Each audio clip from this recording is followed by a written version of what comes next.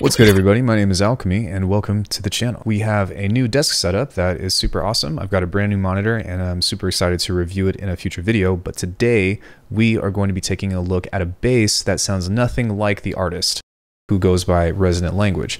However, there is a main concept within this that I think will be incredibly useful to you. So let's take a listen to what this sounds like and then we're going to figure out how to make it.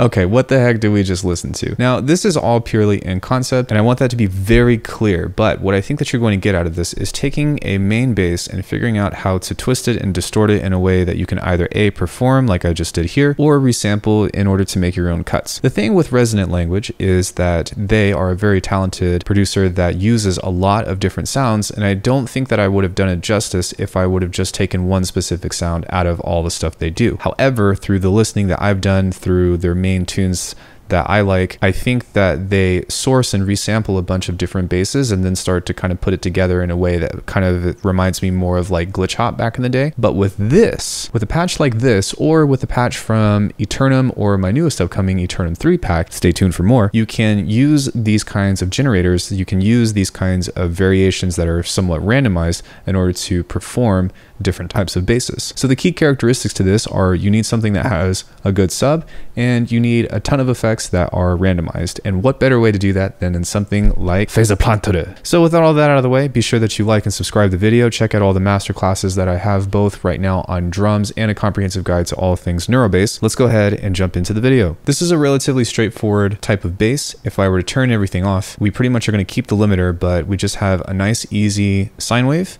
And it has some FM from two different sources, although they're relatively the same. So both of these are going into FMing this right here, and this sounds like this. Which actually sounds pretty cool, but we only have one LFO and everything is going into the LFO here.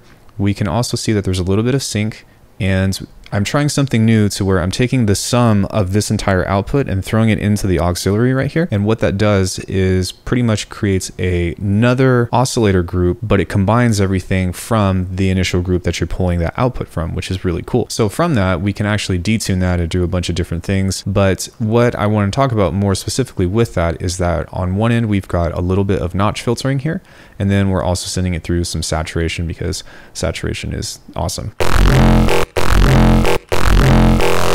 So we have a pretty cool growl bass that is relatively simple, but from that, we pretty much just want to go into creating some simple movement. Now the thing with these LFOs on either Serum, Vital, or Faceplant is that you can use these to reshape the formant or the kind of sound that's talking in the first place. And all you have to do is come in here and draw a new curve. For the sake of this, I'm going to keep it where it is, but just keep that in mind. And we're going to open up our first multipass rack. If you don't know what multipass is, get it.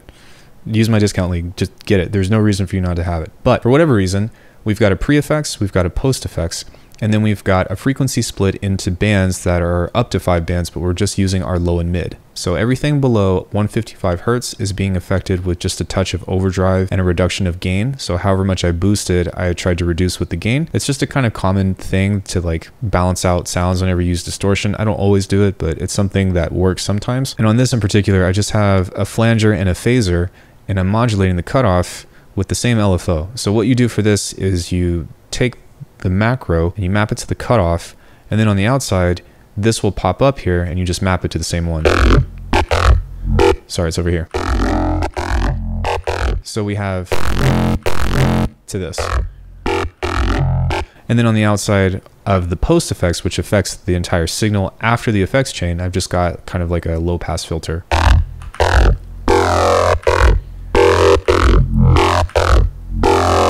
Now that's not where all the crazy stuff happens though. What you really want to get yourself into is honestly saying F it, using something like Snap Heap, which Snap Heap is free, by the way. You just have to pay for some of the extra snap-ins or whatever. But again, this is just one of the best tools for this, is setting up a glitch maker chain. And all you have to do is just stack a bunch of effects, grab these LFOs here with the randomization patterns, and just kind of go to town.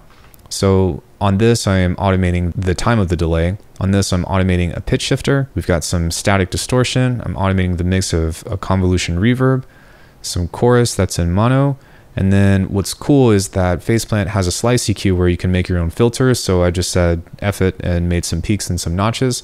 And whenever this Go Nuts macro turns on, it sounds like this.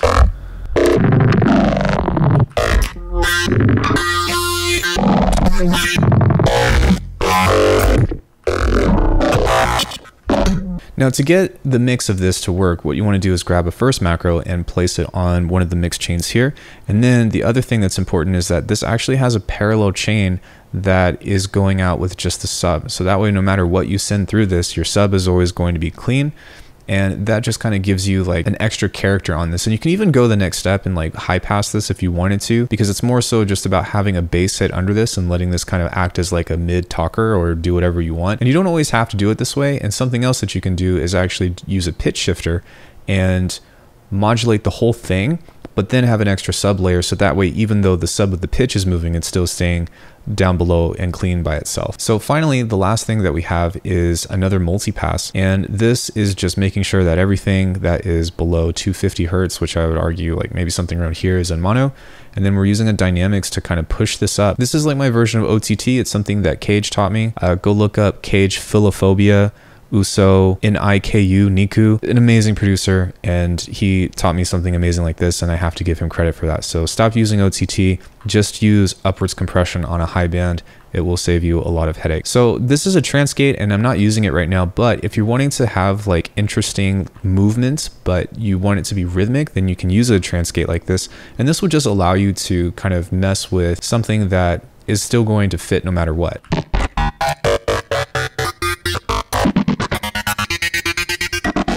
So if you're wanting to kind of like automate that or do like cool stutters and stuff, you can kind of automate a transgate to do that. Although I would probably do this in audio. But the cool thing about this in particular is that you just have a very basic kick snare pattern.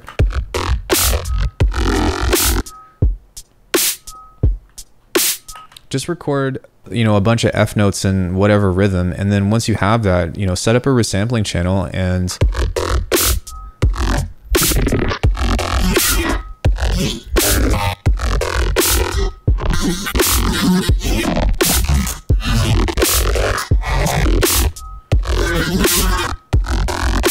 so as you can see here, I've got a bunch of these different effects racks and I can pretty much just stack as many of these as I want to. So I can come over here and maybe grab this one and now I can map this here. And so from this, I'm going to be able to play between both of these generators and have just a bunch of ton of variation that I can kind of just jam out to.